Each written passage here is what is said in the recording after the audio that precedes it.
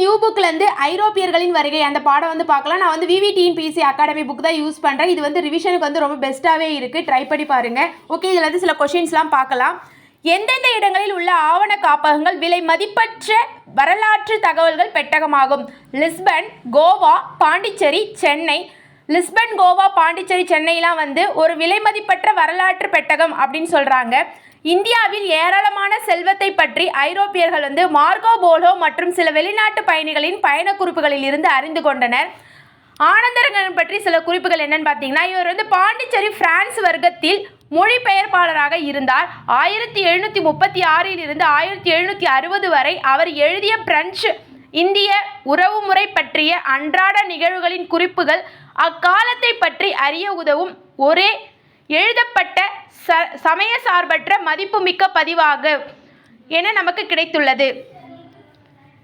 இந்திய தேசிய ஆவண காப்பகம் அமைந்துள்ள இடம் புதுடெல்லி. இது ஆசியாவிலேயே உள்ள ஆவண காப்பகங்களில் மிக பெரியது. இந்திய தேசிய ஆவண காப்பகம் புதுடெல்லியில் உள்ளது. இது ஆசியாவிலேயே உள்ள ஆவண காப்பகங்களில் மிக பெரியது. இந்திய தேசிய ஆவண காப்பகத்தின் தந்தை யாருன்னு பார்த்தீங்கன்னா ஜார்ஜ் வில்லியம் பாரஸ்ட்.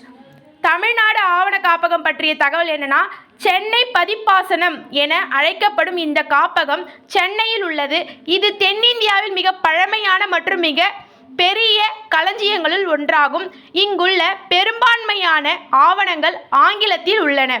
இங்கே வந்து ஆங்கிலத்தில் தான் இருக்கும். இது வந்து தென்னிந்தியாவின் பழமையான மற்றும் மிக பெரிய களஞ்சியங்களில் ஒன்றாகும். இதை வந்து சென்னை பதிப்பாசனம் சொல்லுவாங்க. எது? தமிழ்நாடு ஆவண காப்பகம். இன்னொன்று தேசிய ஆவண காப்பகம் எங்கே உள்ளதுன்னு பார்த்தீங்கன்னா புதுடெல்லி. இது ஆசியாவில் உள்ள ஆவண காப்பகங்களில் மிக பெரியது.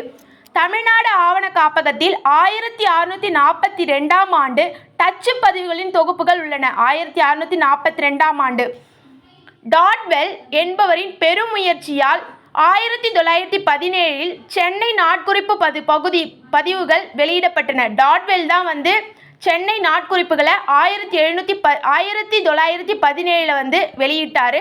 தமிழ்நாடு ஆவண காப்பக வரலாற்றில் ஒரு புதிய அத்தியாயத்தை தொடங்கி வைத்தவர் யாருன்னு பார்த்தீங்கன்னா டாட்வெல். தமிழ்நாடு ஆவண காப்பகனாலே டாட்வெல் தான். புனித சார்ஜ் பிரான்சிஸ் ஆலயம் கொச்சியில் இருக்குது. புனித லூயிஸ் கோட்டை பாண்டிச்சேரியில் இருக்குது. புனித சார்ஜ் கோட்டை சென்னையில் இருக்குது. புனித டேவிட் கோட்டை கடலூரில் இருக்குது.